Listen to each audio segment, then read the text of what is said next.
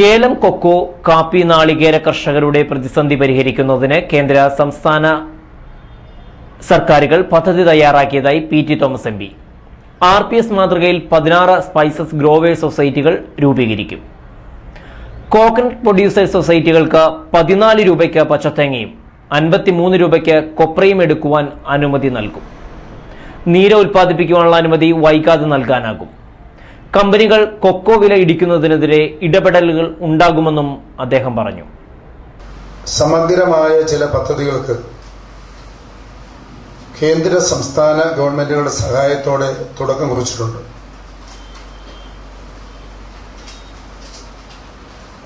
അതിന്റെ അടിസ്ഥാനത്തിൽ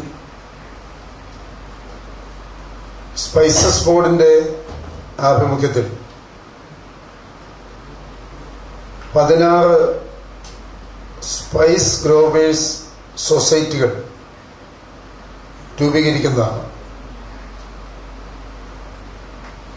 SGS എന്നറിയപ്പെടുന്ന ഈ സൊസൈറ്റികൾ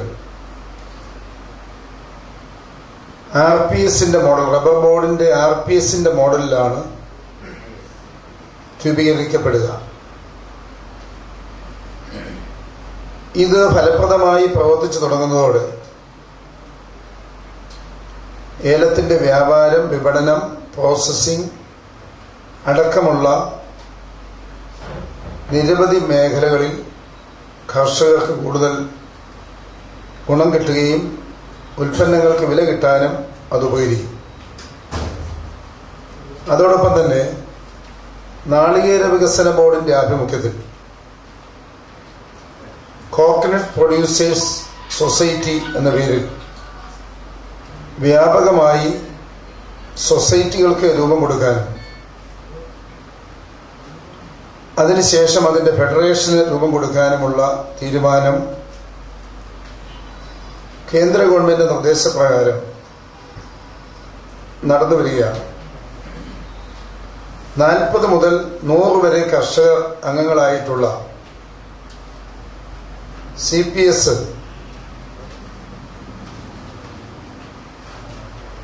അത് രൂപീകരിച്ചു കഴിഞ്ഞാൽ 14 രൂപയ്ക്ക് പച്ചത്തേങ്ങ എടുക്കാനുള്ള അനുമതിയുണ്ട്. അതുപോലെ തന്നെ 1 കിലോ കൊപ്രയ്ക്ക് 53 രൂപയ്ക്ക് എടുക്കാനുള്ള അനുമതിയുണ്ട്. അതുപോലെ തന്നെ തെങ്ങ് കയറ്റത്തിന് പരിശീലനം നൽകുന്നുണ്ട്.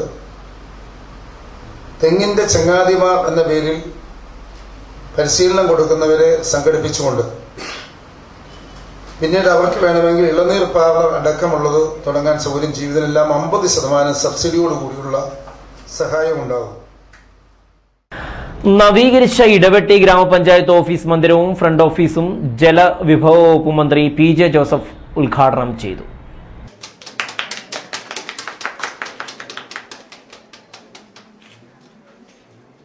പഞ്ചായത്ത് പ്രസിഡന്റ് സഫിയ ബഷീർ അധ്യക്ഷയായിരുന്നു. ബ്ലോക്ക് പഞ്ചായത്ത് അംഗം NK ബിജു, ഗ്രാമപഞ്ചായത്ത് അംഗങ്ങൾ തുടങ്ങിയവർ പങ്കെടുത്തു. ഘട്ടം ഘട്ടമായി ഓരോന്നും ചെയ്തുകൊണ്ടിരിക്കുകയാണ്. നമുക്കറിയാം, ഗ്രാമപഞ്ചായത്തിന്റെ പ്രാധാന്യം വളരെയേറെ വർദ്ധിച്ചിരിക്കുന്നു. ഓരോ വർഷവും പദ്ധതി തയ്യാറാക്കുന്നതിന് പകരം 5 വർഷത്തെ പദ്ധതിക്ക് രൂപം കൊടുത്തുകൊണ്ട് പ്രവർത്തനങ്ങൾ മുന്നോട്ട് നീക്കിയാൽ അത് നമുക്ക് വളരെ പ്രയോജനം ചെയ്യും. വേഗതയിൽ കാര്യങ്ങൾ ചെയ്യാൻ കഴിയും. ഓരോ വർഷവും പദ്ധതി തയ്യാറാക്കുമ്പോൾ വർഷത്തിന്റെ അവസാനത്തിൽ മാത്രമേ എന്തെങ്കിലും ചെയ്യാൻ കഴിയുള്ളൂ. അതുകൊണ്ട് ഗവൺമെന്റ് തീരുമാനമെടുത്തു 5 വർഷത്തെ പദ്ധതി ഒന്നാകെ പ്ലാൻ ചെയ്ത് അത് നടപ്പാക്കുമ്പോൾ തുടർച്ചയായി കാര്യങ്ങൾ ചെയ്യാൻ കഴിയും. അതിനുള്ള പദ്ധതിക്ക് രൂപം കൊടുത്തു കഴിഞ്ഞിരിക്കുന്നു. ആ നിലയിൽ എല്ലാ ജനങ്ങളുടെ ആവശ്യങ്ങൾ നിറവേറ്റാൻ വേണ്ടി പ്രവർത്തിക്കുന്ന സഫിയ ബഷീറിനും ബാക്കിയുള്ള എല്ലാ പഞ്ചായത്ത് മെമ്പർമാർക്കും ബ്ലോക്ക് പഞ്ചായത്ത് മെമ്പർമാർക്കും എല്ലാ ഭാവുകങ്ങളും നേരുന്നു. ശനിയാഴ്ച 10 മുതൽ വൈകിട്ട് 5 വരെ തൊടുപുഴ ഗവൺമെന്റ് ഗേൾസ് ഹൈസ്കൂളിൽ നടക്കുന്ന SSLC ബുക്കിലെ തെറ്റുതിരുത്തൽ അദാലത്തിനുള്ള ഒരുക്കങ്ങൾ പൂർത്തിയായതായി മുനിസിപ്പൽ ചെയർമാൻ TJ ജോസഫ് അറിയിച്ചു. 500 അപേക്ഷകളാണ് ഇതുവരെ ലഭിച്ചിട്ടുള്ളത്. ഈ വരുന്ന 17-ാം തീയതി, അതായത് നാളെ രാവിലെ 10 മണിക്ക് ഇടുക്കി ജില്ലയുടെ അദാലത്ത് നടത്തുകയാണ്.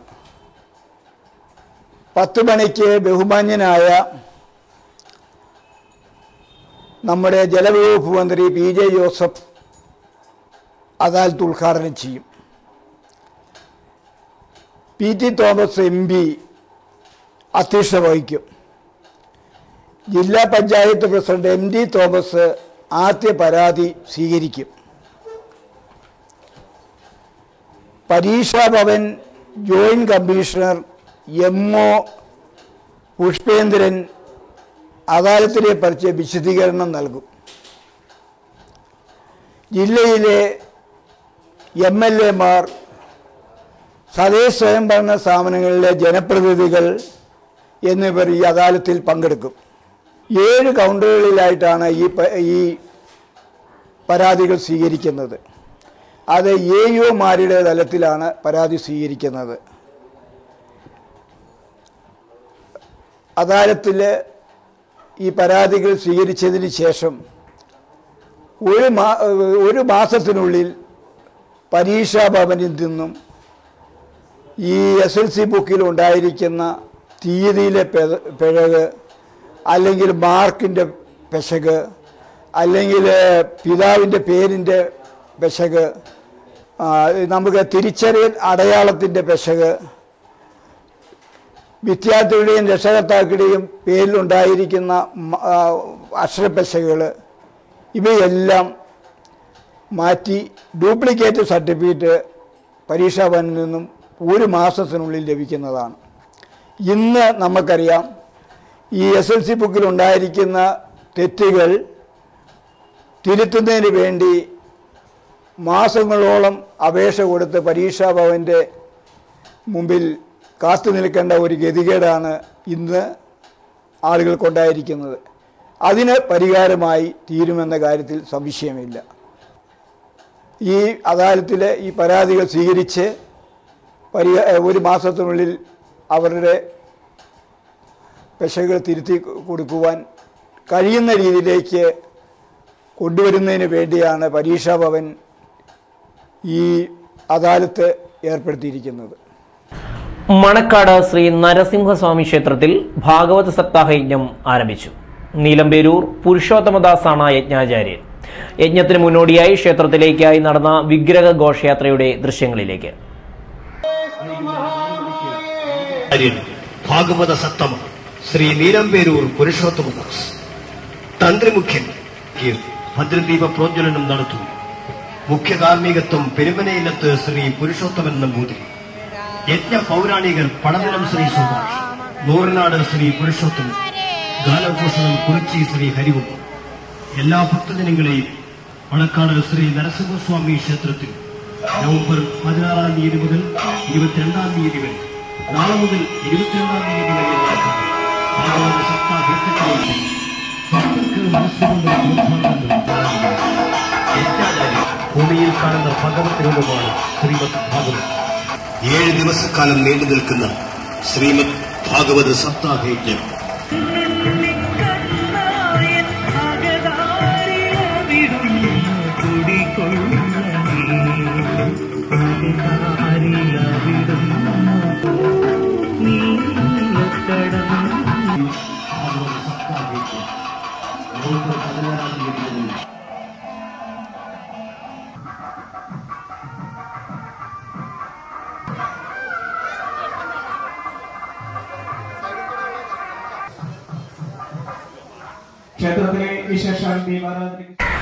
തൊടുപുഴ ചാഴിക്കാട് ആശുപത്രിയിൽ ഡെന്റൽ വിഭാഗം മന്ത്രി PJ ജോസഫ് ഉദ്ഘാടനം ചെയ്തു. ESI പദ്ധതി എംപാനൽമെന്റ് മുനിസിപ്പൽ ചെയർമാൻ TJ ജോസഫ് ഉദ്ഘാടനം ചെയ്തു.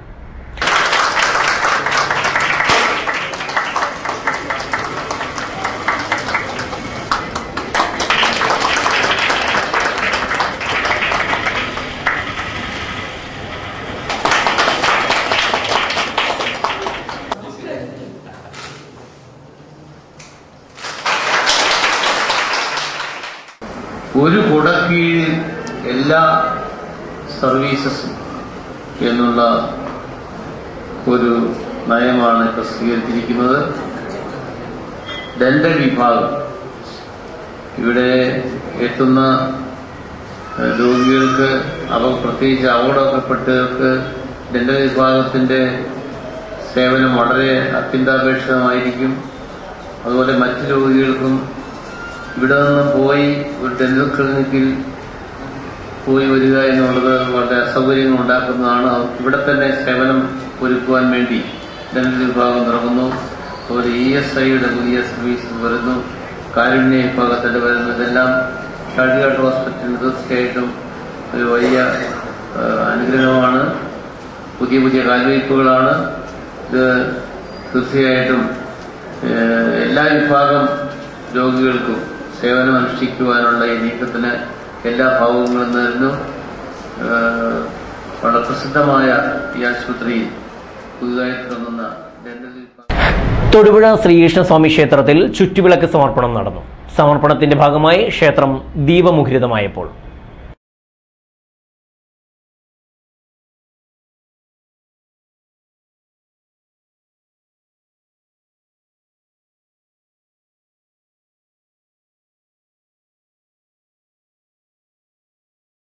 കേരള സ്റ്റേറ്റ് ആരോഗ്യദായക വോളണ്ടിയേഴ്സ് ഫെഡറേഷൻ ഇടുക്കി പാർലമെന്റ് മണ്ഡലം കൺവെൻഷൻ തൊടുപുഴയിൽ നടന്നു. PT തോമസ് MP ഉദ്ഘാടനം ചെയ്തു. DCC president Roy K Paulose മുഖ്യപ്രഭാഷണം നടത്തി. ഇതുപോലുള്ള കാര്യങ്ങളുടെ പേരിൽ പ്രത്യേകമായി ചോദിച്ചു വാങ്ങിയതാണ് ഞാനിപ്പോൾ കേന്ദ്ര ഗവൺമെന്റിന്റെ ഈ NRS ഉൾപ്പെടുന്ന ഹെൽത്ത് സ്റ്റാൻഡിംഗ് കമ്മിറ്റി പാർലമെന്റ് കമ്മിറ്റിയുടെ അംഗമായി ഞാൻ ഈ കഴിഞ്ഞ ആഴ്ച തൊട്ട് ജോയിൻ ചെയ്തിട്ടുണ്ട്. അത് ഈ കാര്യങ്ങളൊക്കെ പറയാൻ വേണ്ടി മനഃപൂർവ്വമായി ചോദിച്ചു വാങ്ങിയിട്ടുള്ളതാണ്. അപ്പം നിങ്ങളുടെ ആരോഗ്യ സംബന്ധമായ ഏതെങ്കിലും ഒരു ആനുകൂല്യം, ഇത് മാത്രമല്ല ആരോഗ്യവകുപ്പുമായി ബന്ധപ്പെട്ട എല്ലാ കാര്യങ്ങളുടെയും ഏറ്റവും പ്രധാനപ്പെട്ട ഒരു സമിതിയാണ്. ഞങ്ങളൊരു ഇന്ത്യയിൽ മൊത്തം 34 MPമാരുള്ള ഒരു സമിതിയാണ്. ആ സമിതി ഞാൻ വേറൊരു പ്രധാനപ്പെട്ട സമിതിയിൽ നിന്ന് രാജിവെച്ചിട്ടാണ് ഈ സമിതിയിൽ അംഗമായിരിക്കുന്നത്. അതിന് പ്രധാനപ്പെട്ട കാരണം NRSന്റെ പ്രവർത്തനങ്ങളിൽ ഇടുക്കി ജില്ലയിൽ അടക്കം നമുക്ക് അനുഭവപ്പെട്ട ചില കാര്യങ്ങളുടെ പശ്ചാത്തലത്തിൽ കൂടിയാണ്. അതുകൊണ്ട് ഇത്തരം കാര്യങ്ങൾ നിങ്ങൾ കൃത്യമായിട്ട് ചെയ്യണം. എന്നിട്ട് ഏതെങ്കിലും ഒരാൾക്ക് നിങ്ങൾ പേടിച്ച് നമ്മളെ പറഞ്ഞു കൊടുക്കുന്നു വിചാരിച്ചു നിങ്ങൾക്ക് നിങ്ങളൊരു മാസം ചെയ്ത കാര്യങ്ങളില്ലെങ്കിൽ നമുക്ക് ചെയ്തു, ഞങ്ങൾക്ക് ഇത്ര പൈസ കിട്ടിയിട്ടില്ല എന്ന കാര്യം ഇന്നിവിടെ തെരഞ്ഞെടുക്കപ്പെടുന്ന ഇവിടെ രാജേഷിന്റെ നേതൃത്വത്തിൽ ഒരു സമിതി ഉണ്ടായിട്ടുണ്ട്. അവരെ അറിയിച്ചുകൊണ്ടിരിക്കണം. ആ കാര്യങ്ങൾ പ്രത്യേകമായി പറയണം. തൊടുപുഴ വിജ്ഞാനമാതാ പള്ളിയിൽ തിരുനാളിന്റെ ഒരുക്ക ധ്യാനം 17 മുതൽ 20 വരെ നടക്കും. വൈകുന്നേരം 4:30 ദിവ്യബലി, തുടർന്ന് ധ്യാനം.